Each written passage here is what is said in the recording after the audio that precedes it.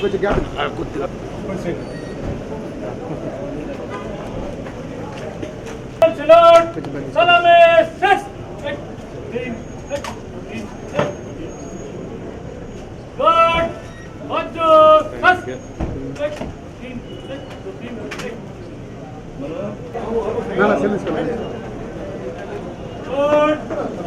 అందరికీ నమస్కారం. ఈరోజు మొట్టమొదటిసారిగా అనంతపురం జిల్లాకు రావడం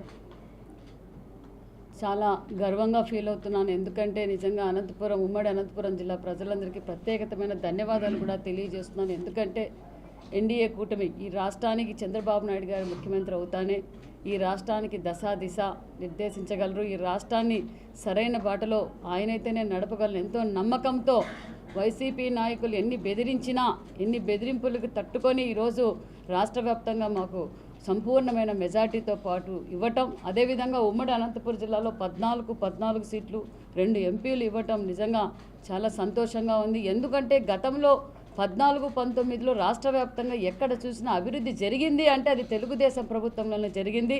19 నుంచి 24 వరకు ఈ రాష్ట్రం ఏమైపోయిందో మన ప్రజలందరికీ తెలుసు. అదేవిధంగా ఈరోజు ఎక్కడికి వెళ్ళినా గతంలో మేము ఎన్నికల్లో కూడా చూసాం.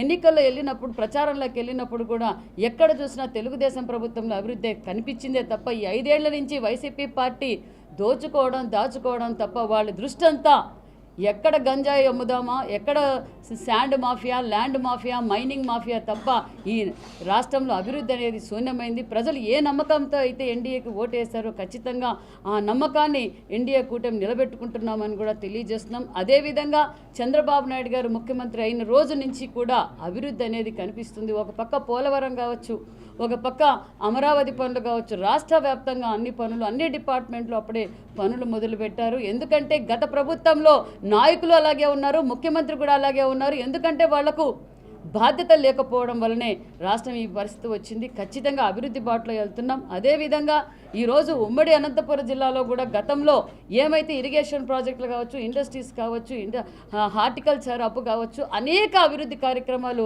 ఉమ్మడి ఎందుకంటే ఇది చంద్రబాబు నాయుడు గారికి కూడా ప్రత్యేకమైన ఇంట్రెస్ట్. ఎందుకంటే ఇది కరువు ప్రాంతం, సాగునీరు తక్కువ అనే ఉద్దేశంతోనూ ఆ రోజు కృష్ణా జలాలను తీసుకొచ్చిన అపర భగీరథుడు మన చంద్రబాబు నాయుడు గారు. అదేవిధంగా ఇప్పుడు కూడా అనంతపురం జిల్లా అందరూ ఎమ్మెల్యేలు ఎంపీలు కలిసి ఖచ్చితంగా మంత్రులు అందరం కలిసి అభివృద్ధి బాటలో తీసుకుపోతాం. అదేవిధంగా నాకు కూడా మొట్టమొదటిసారిగా ఎమ్మెల్యేలని వాళ్ళం, మొట్టమొదటిసారిగా ఎంపీగా కొత్త యువతకు అవకాశం ఇచ్చారు చంద్రబాబు నాయుడు గారు. నాకు కూడా BC welfare and handlooms and textiles మినిస్టర్గా కూడా నాకు బాధ్యత ఇచ్చారు. నిజంగా చూస్తుంటే గత 14 నుంచి 19లోనే BC residential schools, BC hostels అన్నీ నిర్మాణం జరిగాయి. ఈ 5 సంవత్సరాల్లో 2 స్కూల్స్ తీసుకొచ్చారు. అలాగే కాకుండా ఎక్కడ చూసినా బీసీ భవన్లు 2014లోనే మేము 19లోనే శాంక్షన్ చేసాం. కానీ ఆ బీసీ భవన్లు కానీ బీసీల పార్టీ నా బీసీలు, నా ఎస్సీలు, నా బడుగు బడిగిన వర్గాలని చెప్పి 19లో ఓటు వేయించుకున్న జగన్మోహన్ రెడ్డి గారు బీసీల ద్రోహి, బడుగు బడిగిన వర్గాల ద్రోహనే చెప్పాలి. ఈరోజు పూర్వ వైభవం బీసీలకు కావచ్చు, బడుగు బడిగిన వర్గాలకు ఏదైతే 14-19లో ఏదైతే గౌరవంగా అన్ని రంగాల్లోనూ మేము ఎలాగైతే అభివృద్ధి చేశాం, ఇప్పుడు ప్రణాళిక కూడా చంద్రబాబు నాయుడు గారు మాకు దిశ నిర్దేశించారు. ఖచ్చితంగా మీరు బాధ్యత పెరిగింది, మీరు బాధ్యతగా అందరూ వ్యవహరించాలి. ఎందుకంటే ప్రజలు చాలా ఇబ్బందుల్లో ఉన్నారు, ప్రజలకు ఎప్పుడు అందుబాటులో ఉండాలని తెలియజేశారు.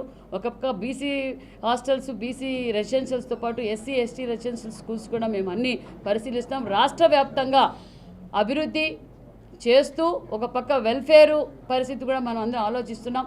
రాష్ట్రం ఈరోజు అప్పుల కూబిలో కూలిపోయింది. చంద్రబాబు నాయుడు గారు, నరేంద్ర మోడీ గారి ఆశీర్వాదంతో మన రాష్ట్రాన్ని అభివృద్ధి బాటలో తీసుకెళ్తామని కూడా తెలియజేస్తున్నాం. అదేవిధంగా ఈరోజు నాకు ఇచ్చిన బాధ్యత కూడా ఆల్రెడీ అన్ని స్కూల్స్ ఇన్స్పెక్షన్స్ జరుగుతున్నాయి. అన్ని గత 5 సంవత్సరాల్లో హాస్టల్స్ పరిస్థితి అయితే మరీ దారుణమైన పరిస్థితి. ఎందుకంటే మెయింటెనెన్స్ కూడా ఇవ్వలేని, డైట్ బిల్లు కూడా ఇవ్వలేని ప్రభుత్వం ఏదంటే వైసీపీ ప్రభుత్వం, గత ప్రభుత్వం అని చెప్పాలి. తక్షణమే మనం అన్ని చర్యలు తీసుకుంటున్నాం. ఖచ్చితంగా బడుగు బడిగిన వర్గాలకి గౌరవించి అన్ని రంగాల్లోని వాళ్ళు ముందుకు తీసుకువెళ్లే విధంగా కూడా ప్రయత్నిస్తున్నాం. రాష్ట్ర వ్యాప్తంగా మన 5 సంవత్సరాలుగా ఇసుక మాఫియా సామాన్యమైన ప్రజలు ఇసుక తీసుకోవాలన్నా కూడా ఇసుక కనీసం ఎవరైనా చనిపోతే ఒక సమాధి కట్టుకోవడానికి కూడా భయపడ్డారు. అలాంటి ఇసుకతోనే మొత్తం రాష్ట్రాన్ని దోచుకున్నారు మంత్రులు, ఎమ్మెల్యేలు, ముఖ్యమంత్రులు. కానీ ఈరోజు సామాన్యమైన ప్రజలకు కూడా ఇసుక అందుబాటులో దొరికే విధంగా రీచ్లు ఏర్పాటు చేశాం. ప్రతి ఒక్క మనిషి కూడా రోజుకి 20 టన్నుల దాకా ఇసుక కొనే అవకాశం కూడా మన ముఖ్యమంత్రి గారు కల్పించారు. అంతేకాకుండా టైమింగ్ కూడా 6 గంటల నుంచి సాయంకాలం 6 గంటలు, ఉదయం 6 గంటల నుంచి సాయంకాలం 6 గంటల వరకు టన్ను 277 రూపాయల ప్రకారం ఈ విధంగా ఇంకా ఎక్కువ రీచ్లు పెంచడానికి కూడా మేము ప్రయత్నిస్తాం. ప్రజలకి అవసరమైనది ఏదనేది తెలుగుదేశం ప్రభుత్వం, ఎన్డీఏ ప్రభుత్వానికి తెలుసు. ఖచ్చితంగా అమలు పరుస్తామని కూడా తెలియజేస్తున్నాం. బాధ్యత లేకపోవడమే సార్, బాధ్యత లేకపోవడము, వాళ్ళకి కావాల్సిన వసతులు ఏంటి ఏం కథ అని కూడా పట్టించు. రాజు బాగుంటే రాజ్యం బాగుంటుంది, మరి రాజే బాగాలేకపోతే రాజ్యం ఎలా బాగుంటుంది చెప్పండి. అంతే, బాధ్యత లేకపోవడమే.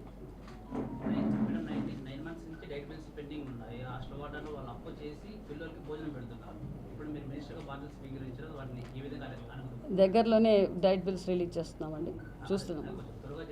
లేదు, సాధ్యమైన తొందర, ఎందుకంటే మినిమం నీడ్, అది ఎమర్జెన్సీ నీడ్. ఖచ్చితంగా దగ్గరలోనే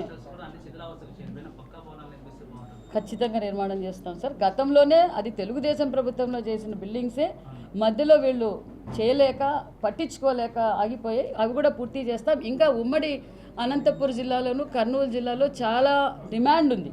బీసీ రెసిడెన్షియల్స్కి, ఎస్సీ రెసిడెన్షియల్స్కి చాలా డిమాండ్ ఉంది. అవి కొత్త స్కూల్స్ తేవడానికి, కొత్త కాలేజెస్ తేవడానికి కూడా మేము ప్లాన్ చేస్తున్నాం. అవునండి, అవునండి. నిన్న రివ్యూ తీసుకున్నాం, ఉన్నతాధికారులతో మాట్లాడి, సార్తో కూడా మాట్లాడి అవి కూడా క్లారిఫై చేస్తాం. ఇప్పుడు సీట్లు పెంచే అవకాశం లేదండి. నెక్స్ట్ ఇయర్కి మనము స్కూల్స్ పెంచుతాము, సెక్షన్స్ కూడా పెంచడానికి ప్రయత్నిస్తాం. 4 పంచాయతీలు కలుస్తాయి, అది మర్చిపోయినాం. 4 పంచాయతీలు కూడా 4 పంచాయతీలు ఉమ్మడి అనంతపురం జిల్లాకి కియా లాంటి ఇంటర్నేషనల్ ఫ్యాక్టరీని తీసుకొచ్చిన ఘనత చంద్రబాబు నాయుడు గారు. ఆల్రెడీ చంద్రబాబు నాయుడు గారు ముఖ్యమంత్రి అయిన రోజు నుంచి పారిశ్రామికవేత్తలు క్యూ కట్టారు. మేము పరిశ్రమలు పెడతాం, చంద్రబాబు నాయుడు గారితో పాటు జర్నీ చేయడానికి మేము సిద్ధంగా ఉన్నాం. మన ప్రాంతానికి కూడా మరిన్ని పరిశ్రమలు కూడా రాబోతున్నాయి. జరుగుతుంది. అందరికీ చిన్న విన్నపం ఏమంటే, ఈ 5 సంవత్సరాల్లో హ్యాండ్లూమ్స్ అండ్ టెక్స్టైల్స్ గురించి, హ్యాండ్లూమ్స్ టెక్స్టైల్స్ చేనేత కార్మికుల పరిస్థితి అయితే దారుణమైన పరిస్థితి. 5 సంవత్సరాలు ఆత్మహత్య చేసుకున్న కుటుంబాలు కూడా ఉన్నాయి. కాబట్టి చేనేతలకు కూడా పెద్దపీట వేయబోతున్నాం. వాళ్ళు అన్ని రంగాల్లోనూ, విద్యాపరంగా, ఆర్థిక పరంగా వాళ్ళకి కావాల్సిన ముడి సరుకులు కూడా మేము అందించే విధంగా కూడా ప్లాన్ చేస్తున్నాం. దయచేసి నేను మీడియా సోదరుల ద్వారా తెలియజేసేది ఒక్కటే, ప్రతి ఒక్కరూ ప్రతి సోమవారం అందరూ చేనేత వస్త్రాలు ధరించవలసిందిగా కూడా మీ అందరినీ కోరుకుంటున్నాను. 4 మందిని అసెంబ్లీకి పంపించి, అదేవిధంగా 21 మంది ఎంపీలని పార్లమెంట్కి పంపించినటువంటి ఆంధ్రప్రదేశ్ ప్రజల యొక్క రుణాన్ని తీర్చుకునేటువంటి ఒక అవకాశం మాకు దక్కింది. ప్రత్యేకించి రాష్ట్ర భవిష్యత్తును దృష్టిలో పెట్టుకొని ముఖ్యమంత్రి నారా చంద్రబాబు నాయుడు గారిని వారి అడుగుజాడలో నడుస్తూ ఈ రాష్ట్ర అభివృద్ధికి, సంక్షేమానికి పాటుపడేలాగా బీసీ, ఎస్సీ, మైనారిటీ వీళ్ళందరికీ ప్రత్యేకమైనటువంటి స్థానాలు కల్పిస్తూ, ప్రత్యేకించి మా ఉమ్మడి అనంతపురం జిల్లాకి 2 బీసీ మంత్రుల్ని ఇక్కడ మాకు ఇచ్చి, తద్వారా అనంతపురం జిల్లాతో పాటు రాష్ట్ర వ్యాప్తంగా ఉన్నటువంటి అన్ని సామాజిక వర్గాలకి సంక్షేమ కార్యక్రమాలు, అభివృద్ధి కార్యక్రమాలు అందజేయాలనే లక్ష్యంతో ఈరోజు మా ప్రభుత్వం నడుస్తూ ఉంది. గతంలో ఎన్నికల ప్రచారంలో భాగంగా మా ముఖ్యమంత్రి గారు చెప్పినట్టుగా మొట్టమొదటి సంతకాన్ని మెగా డిఎస్సి మీద సొంతం చేసి, తద్వారా యువతకి అత్యధికంగా ఉద్యోగాలు లభించేటటువంటి ఒక మొదటి లక్ష్యానికి ఆ రోజు మొదలు పెట్టడం జరిగింది. అదేవిధంగా ఈ రాష్ట్ర వ్యాప్తంగా ఉన్నటువంటి పేద ప్రజలు, ముఖ్యంగా బడుగు బలహీన వర్గాలు ఎక్కువగా ఉన్నటువంటి వృద్ధాప్య పింఛన్లు కావచ్చు, వికలాంగ పింఛన్లు కావచ్చు, వీటన్నిటికి కూడా శ్రీకారం చుట్టి దేశంలో ఎక్కడ లేని విధంగా 7,000 రూపాయలని ఒకరోజు ఉదయాన్న స్వయాన ముఖ్యమంత్రి ఇంటికి వెళ్ళి అందజేయడం అనేది చరిత్రలో లిఖించదగినటువంటి ఒక విషయాన్నిగా మేము చెప్పదలుచుకున్నామని. ఎందుకంటే ఈరోజు రాష్ట్రంలో ఉన్నటువంటి పరిస్థితి మీ అందరూ తెలుసు. అనేక రకాల ఇబ్బందులు పడి ఆర్థికమైనటువంటి పరిస్థితుల వల్ల ఈరోజు రాష్ట్రం బడ్జెట్ని తీసుకోవాలంటే తప్పకుండా కేంద్రం నుంచి మనకి నిధులు రావాల్సిన పరిస్థితుల్లో కూడా రాష్ట్రాన్ని గాడిలో పెట్టేటువంటి ప్రయత్నాన్ని మా యొక్క ముఖ్యమంత్రి గారు చేపట్టబోతున్నారు. అదేవిధంగా ప్రత్యేకించి బీసీల పట్ల ప్రత్యేక అభిమానం చూపిస్తూ ఈరోజు మా సవితమ్మ గారిని ఇక్కడ బీసీ శాఖ మంత్రిగా చేశారు. ఆమె ఆధ్వర్యంలో మా జిల్లాలో ఇప్పటికే అనేక స్కూళ్ళలో సీట్ల కొరత బాగా ఎక్కువగా ఉంది. ఆ స్కూల్స్లో ఉన్నటువంటి సీట్ల కొరతని అధిగమించేలాగా ప్రభుత్వం దృష్టిని తీసుకెళ్ళి ఎక్కువ మంది బీసీఎస్సీ మైనార్టీలకి అవకాశం వచ్చేలాగా ప్రయత్నాలు చేయని చెప్పేసి వారిని సందర్భంగా కోరుకుంటూ వారికి సహాయ సహకారం అందించేలాగా మేమందరూ కూడా గౌరవ ముఖ్యమంత్రి గారిని వేడుకుంటున్నాం. తప్పకుండా సీట్లు పెంచి ఇంకా ఎక్కువ మంది విద్యార్థులకు అవకాశాలు ఇవ్వాల్సిందిగా మీ ద్వారా కూడా మేము కోరుకోబోతున్నాము.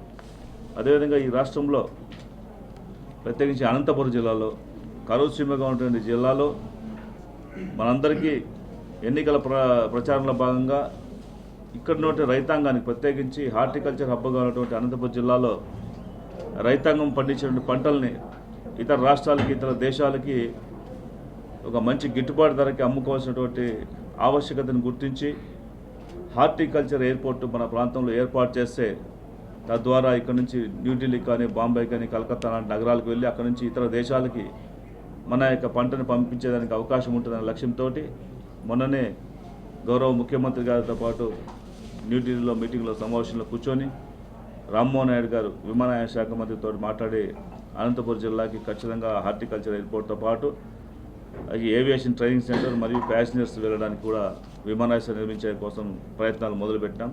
తప్పకుండా సఫలీకృతం అవుతుంది. అతి త్వరలోనే విమానాశ్రయం మన అనంతపురం జిల్లాకి అనంతపురం ప్రాంతానికి రాబోతున్న విషయాన్ని సందర్భంగా తెలియజేసుకుంటున్నాను. దాంతోపాటు అనంతపురం నగరం బాగా అభివృద్ధి చెందిన నగరంగా ఉంది. ఈ నగరంలో అండర్గ్రౌండ్ డ్రైనేజ్ లేకపోవడం వల్ల అనేక సమస్యలు ఎదుర్కొంటున్నాం. ఆ సమస్యలు అధిగమించడం కోసమే కేంద్రంలోని పట్టణాభివృద్ధి శాఖ మంత్రి మాజీ హర్యానా ముఖ్యమంత్రి అయినటువంటి ఖట్టర్ గారిని కలిసి మన అనంతపురం నగరానికి అండర్గ్రౌండ్ డ్రైనేజ్ కోసం కావాల్సినటువంటి నిధులు విడుదల చేయవలసిందిగా ముఖ్యమంత్రి గారు ఆధ్వర్యంలో మేము ఒక సభ్యులందరూ కలిసి వారిని వినియోగించడం జరిగింది. తప్పకుండా అది కూడా జరగబోతోంది. దాంతోపాటు స్మార్ట్ సిటీని అనంతపురం స్మార్ట్ సిటీగా ప్రకటించే కోసం ఢిల్లీలో ఉన్నటువంటి ఒక సంస్థ అంటే మొట్టమొదటిసారిగా భారతదేశంలో ఈ స్మార్ట్ సిటీస్ అని ఎవరైతే మొదలుపెట్టారో ఆ ఏజెన్సీ ద్వారా ప్రత్యేకంగా మన అనంతపురం జిల్లాని ఒక రూపకల్పన చేసి మన అనంతపురం జిల్లా రావాల్సినటువంటి అంటే ఇక్కడ స్మార్ట్ సిటీ కావాలంటే ఇంకా కొంత ఏరియా విస్తీర్ణం కావాలి. ఆ విస్తీర్ణం కోసం మిగతా 4-5 పంచాయతీలు కూడా కలపాల్సిన అవసరం ఉంది. కాబట్టి ఈ టెక్నికల్ గ్రౌండ్స్ అన్ని కూడా మన కలెక్టర్ గారితో మాట్లాడడం జరుగుతోంది. తప్పకుండా స్మార్ట్ సిటీ తీసుకురావడం కూడా మేము ప్రయత్నం చేస్తామని తెలియజేసుకుంటాను. అదేవిధంగా రాబో పార్లమెంట్ సమావేశాల్లో మన ప్రాంత సమస్యలని పెద్ద ఎత్తున పార్లమెంట్లో ప్రస్తావన చేసి ఈ ప్రాంతానికి రావాల్సినటువంటి నిధులు కానీ విధులు కానీ తప్పకుండా తీసుకొచ్చే ప్రయత్నం చేస్తామని చెప్పేసి తెలియజేసుకుంటున్నాను.